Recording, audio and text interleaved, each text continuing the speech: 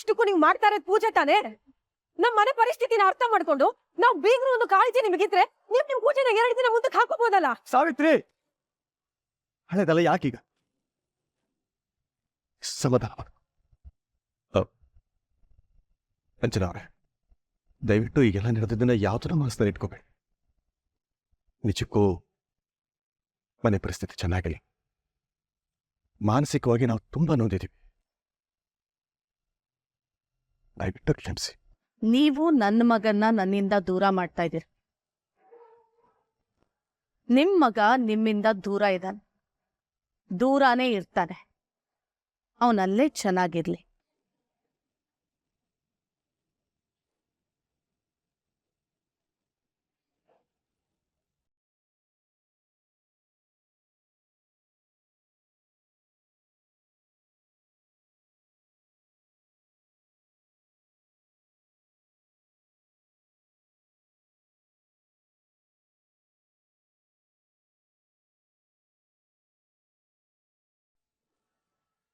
ಓಹೋ, ಏನ್ ಅಮ್ಮ ಮಗಳು ಸೀರಿಯಸ್ ಆಗಿ ನಿಂತ್ಬಿಟ್ಟಿದ್ದೀರಾ?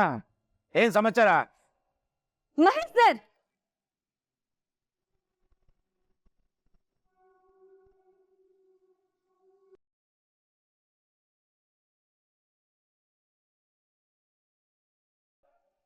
ನೀವು ಹೇಳ್ದಾಗೆ ಎಲ್ಲ ಕೆಲಸನೂ ಮಾಡ್ತಾ ಇದ್ದೀನಿ.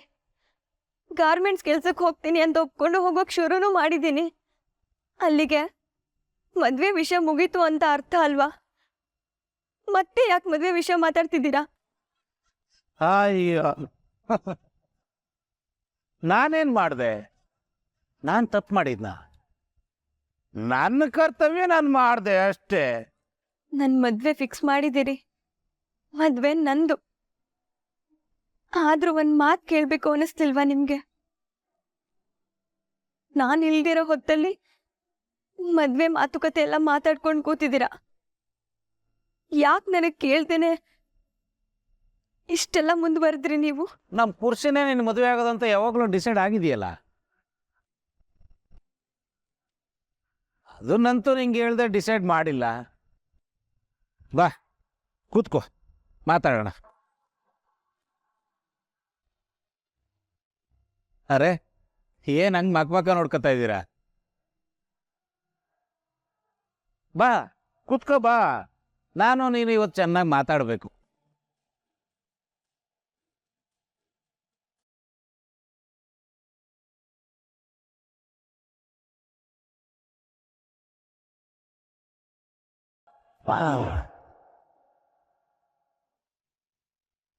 ನಿಮ್ಮ ಅಮ್ಮನ ನಾನು ಮದುವೆ ಆದೆ.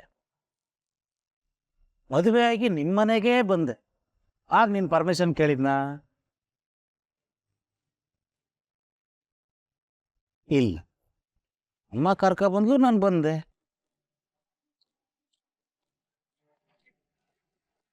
ನಿನ್ನ ಸ್ಕೂಲು ಸೇರಿಸ್ಬೇಕಾದ್ರೆ ನಿನ್ನ ಹತ್ರ ಪರ್ಮಿಷನ್ ಕೇಳಿದ್ನಾ? ಇಲ್ಲ.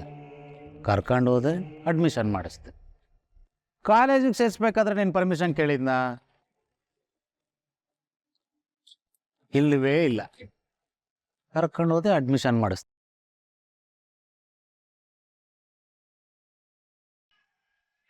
ಆಗ ನಾನು ದುಡ್ಡು ತರ್ತಾ ಇದ್ದೆ, ನಿಮ್ಮಮ್ಮ ಅಡುಗೆ ಮಾಡ್ತಾ ಇದ್ಲು. ನೀನು ಹತ್ತಿರ ತಿಂತಾ ಇದ್ದೆ. ಆಗ ನಾನು ಪರ್ಮಿಷನ್ ಕೇಳ್ದ? ಅಂಥವಕ್ಕೆಲ್ಲ ಪರ್ಮಿಷನ್ ಬೇಡ. ಅವಾಗಿಲ್ದಿರೋ ಪರ್ಮಿಷನ್ನು ಈಗ್ಯಾಕೆ? ನಿನಗೊಂದು ನ್ಯಾಯ, ನನಗೊಂದು ನ್ಯಾಯನಾ? ನೋಡು, ನನ್ನ ಮಾತು ಕೇಳಿ ಮದುವೆ ಆಗು, ಎಲ್ಲ ಒಳ್ಳೇದಾಗುತ್ತೆ. ನಿನಗೆ ಒಳ್ಳೇದಾಗುತ್ತಂತಾನೆ ಈ ಮದುವೆ ಮಾಡ್ತಾ ಇರೋದು. ನನಗೆ ಮದುವೆ ಬೇಡ ಮಹೇಶ್ ಸರ್. ದಯವಿಟ್ಟು ಒತ್ತಾಯ ಮಾಡಬೇಡಿ. ಅಯ್ಯಯ್ಯೋ, ಎಂಥ ಕೆಲಸ ಆಗೋಯ್ತು ಮಗಳೇ. ಆವಾಗಲೇ ತಾಂಬೂಲ ಬದಲಾಯಿಸ್ಕೊಬಿಟ್ವಲ್ಲ. ಆವಾಗಲೇ ಹೇಳಿದಿದ್ರೆ ನಿಲ್ಲಿಸ್ಬಿಡ್ಬೋದಾಗಿತ್ತು. ಓಟಾಗೆ ಅಂತ ಮಳೆ ಹೊಡೆದಿದ್ದೀವಿ. ಇವಾಗ ಎಲ್ಲ ಆದ್ಮೇಲೆ ಮದುವೆ ಬೇಡ ಅಂದ್ರೆ ಹೇಗೆ? ತಾಂಬೂಲ ಬದಲಾಯಿಸ್ಬೇಕಾರೆ ನಿಮ್ಮಮ್ಮನೂ ಅಲ್ಲೇ ಇದ್ಲು. ಒಂದು ಮಾತಾದರೂ ಹೇಳಿದ್ಲ? ಹೋಗ್ಲಿ, ಈಗಲೂ ಅವಳು ಬೇಡ ಅಂದ್ರೆ ಬೇಡ. ಅವಳು ಹೆಂಗ್ ಬೇಡ ಅಂತ ಹೇಳ್ತಾಳೆ? ತುಂಬ ಸುಸ್ತಾಗ್ಬಿಟ್ಟವಳೆ ಅಲ್ವೇನೆ ರೇವತಿ?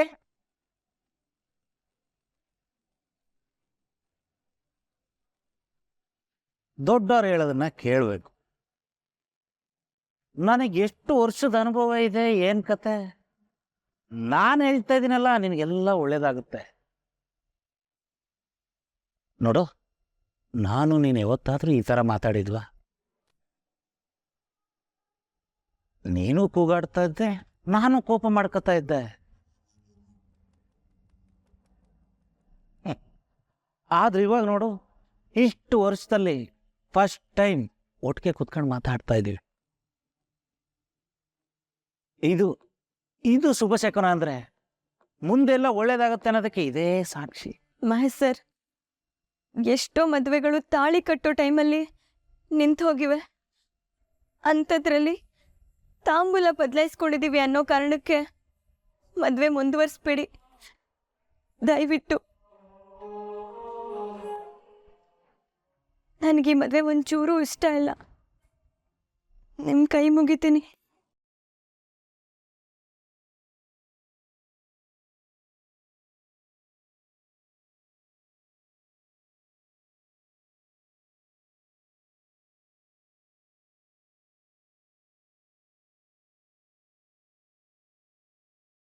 ಸುಮ್ನೆ ಒಪ್ಕೊಳ್ಳೋದಕ್ಕೇನೆ ನಿನಗೆ? ಏನಕ್ಕೆ ನಮ್ಮ ಅಪ್ಪಂಗೆ ಇಷ್ಟು ಹಿಂಸೆ ಕೊಡ್ತೀಯಾ? ಪುರುಷಿ ಮಾಮನ್ ಬಿಟ್ರೆ ಇನ್ ಯಾವ ಗಂಟೆ ನೀನ್ ಮದ್ವೆ ಆಗ್ತಾನೆ?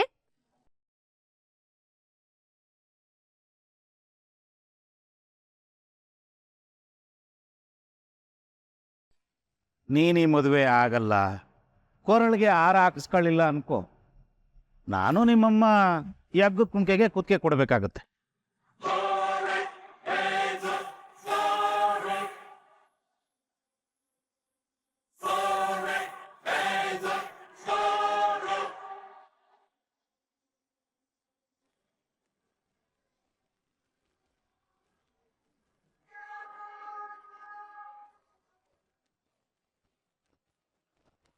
ಪಾಪ ನಿಮ್ಮಮ್ಮ ತುಂಬಾ ವೀಕು, ಅವಳ ಕೈಲಿ ಇವೆಲ್ಲ ಆಗಲ್ಲ.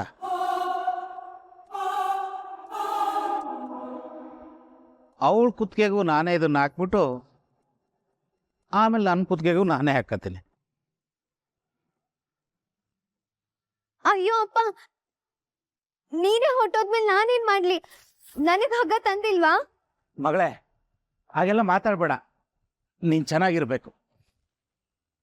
ನೋಡಮ್ಮ ಆರಾಧನಾ, ಯೋಚನೆ ಮಾಡು, ನಿನ್ನ ಮದುವೆಯಿಂದ ಎಷ್ಟು ಜೀವ ಉಳಿಯುತ್ತೆ ಅಂತ.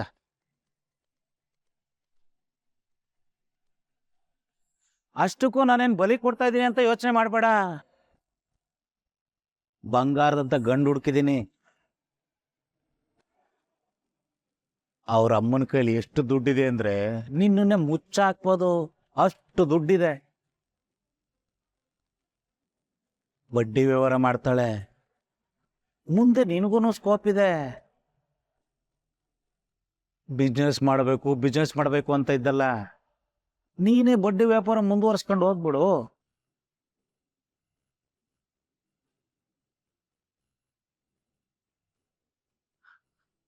ಮಗಳೇ, ಮದುವೆ ಮಾತುಕತೆ ಎಲ್ಲ ಮುಗೀತು. ಆರಾಧನಂದು ಮದುವೆಗೆ ಏನೇನು ಬಟ್ಟೆ ಬೇಕು ಅಂತ ಎಲ್ಲ ಲೀಸ್ಟ್ ಮಾಡಬೇಕು. ಬಾ ನೀನು, ಬಾ ಬಾ ಬಾ ಬಾ ತಗೋ. ಹಾಕ್ಕೋಬೇಡ, ಮದುವೆಗೆ ಒಪ್ಕೊಂಡಿದ್ದಾಳೆ. ಬಾ.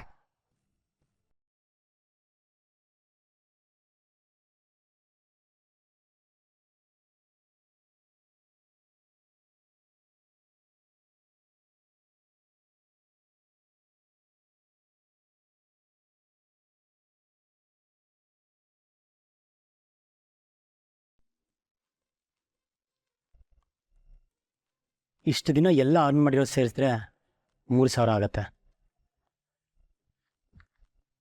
ಅಮ್ಮ ಕೊಟ್ಟಿರೋದು 500 ಸೇರಿಸಿದ್ರೆ 3,500. ಇದು ಎಲೆಕ್ಟ್ರಿಸಿಟಿ ಬಿಲ್ಗಾಗತ್ತೆ.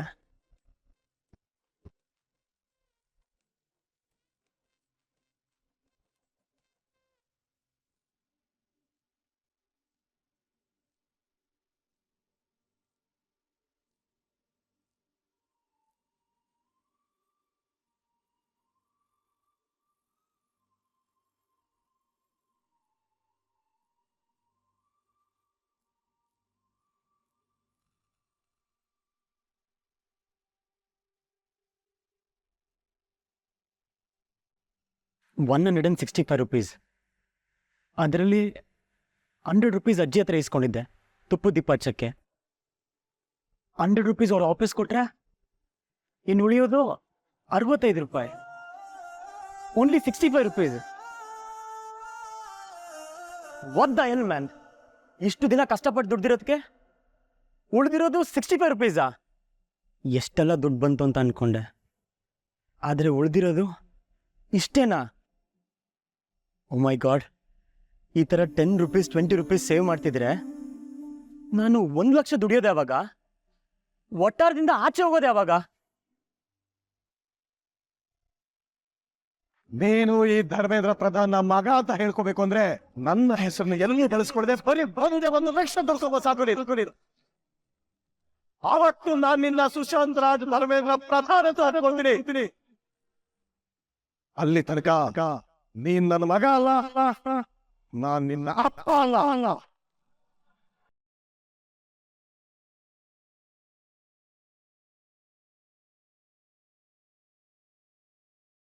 ಅದಕ್ಕೆ ಡ್ಯಾಡ್ ನನ್ನ ಹತ್ರ ಚಾಲೆಂಜ್ ಮಾಡಿರೋದು 1 lakh rupees ದುಡಿ ಮಗನೆ ಅಂತ. I had no idea it was so difficult. No bro, ನಾನು ದುಡಿಲೇಬೇಕು. ಕಷ್ಟ ಅಂತ ಬಿಡಬಾರ್ದು, ನಾನು ಲೇಟ್ ಮಾಡಬಾರ್ದು, ಇನ್ನೂ ಜಾಸ್ತಿ ಅರ್ನ್ ಮಾಡಬೇಕು. I have to earn more money. ಇದನ್ನೇ ಮಾಡ್ತಿದ್ರೆ ಆಗಲ್ಲ, ಬೇಗ ಬೇಗ ದುಡಿಲೇಬೇಕು.